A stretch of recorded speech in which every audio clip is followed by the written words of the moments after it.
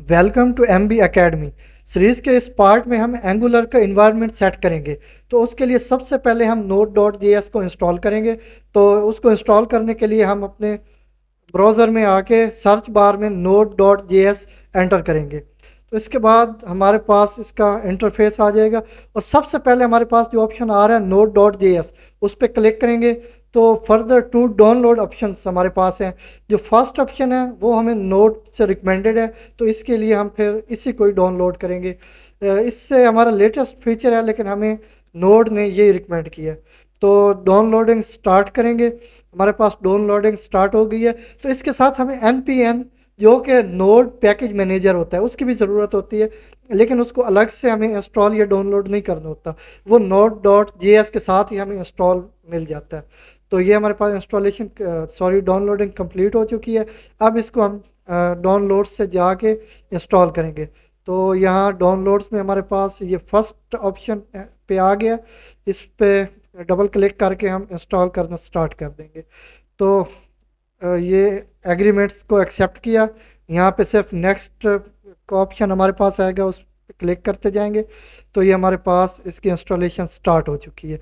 ये थोड़ी time consuming है, तो हम ब्रेक ले लेते हैं।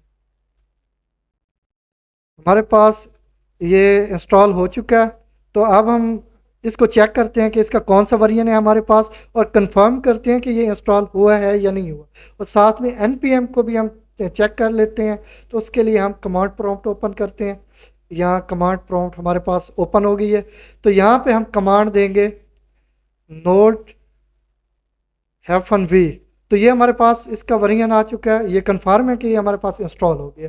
तो अब npm चेक करते हैं, उसके लिए भी उसकी कमांड एंटर करेंगे npm भी, उसका भी हमारे पास वर्जन आ चुका है। तो ये अब दोनों हमारे पास इंस्टॉल हो चुके हैं और ये हमने कंफर्म कर लिया। अब हम एंगुलर को स्टार्ट करेंगे। तो npm इंस्टॉल -g जो कि ग्लोबली इंस्टॉलेशन के लिए एक कमांड है हमारे पास। तो ये हमारे पास @angular/cli हमारे पास कमांड लाइन इंटरफेस होती है। इसका यूज़ हमारे पास ये होता है कि जब हमने एंगुलर में कोई प्रोजेक्ट बनाना है या इसके अलावा कोई फाइल बनानी है, तो ये उस प्रोसेस को बहुत तेज़ कर देती है। अगर हमने उसको मैनुअली बनाना हो तो काफ़ी टाइम कंज्यूमिंग होता है, जबकि CLI की कमांड लाइंस को यूज़ करते हुए हम जल्दी से वो बना सकते हैं। तो ये थोड़ा टाइम लेने के बाद हमारे पास इंस्टॉल हो चुका है। तो इसको भी कंफर्म करते हैं। तो इसकी हम कमांड एंटर करेंगे ng वर्जन। ng अब एंगुलर की कमांड हमारे पास है। तो ng वर्जन से हमारे पास यहाँ पे एंगुलर CLI का वर्जन आ जाएगा। हम इसको कंफर्म कर लेते हैं। तो ये रिस्पांस हमारे पास आ चुका है। इसका वर्जन भी हमारे पास अभी आ जाता है। ये वो भी आ चुका है, एंगुलर CLI 15.1.5। ये हमारे पास वर्जन आ चुका है। तो अब एंगुलर का कोड लिखने के लिए हमें एक कोड एडिटर की ज़रूरत होती है। तो चलते हैं, कोड एडिटर हम इंस्टॉल करते हैं। उसके लिए फिर हम एक बार ब्राउज़र में जाएंगे, यहाँ न्यू टैब ओपन कर लेते हैं।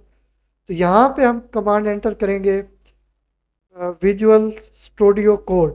आप कोई और भी कर सकते हैं, लेकिन ये ज़्यादा यूज़ किया जाता है, तो इसलिए हम इसी पे वर्क करेंगे। तो यहाँ सबसे पहला जो हमारे पास ऑप्शन है उस पर क्लिक कर लेते हैं।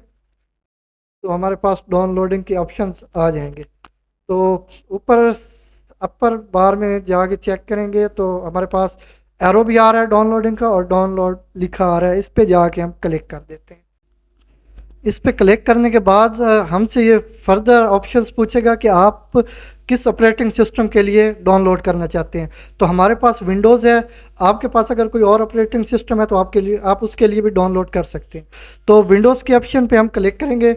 तो ये हमारे पास इसका इंटरफेस ओपन हो चुका है।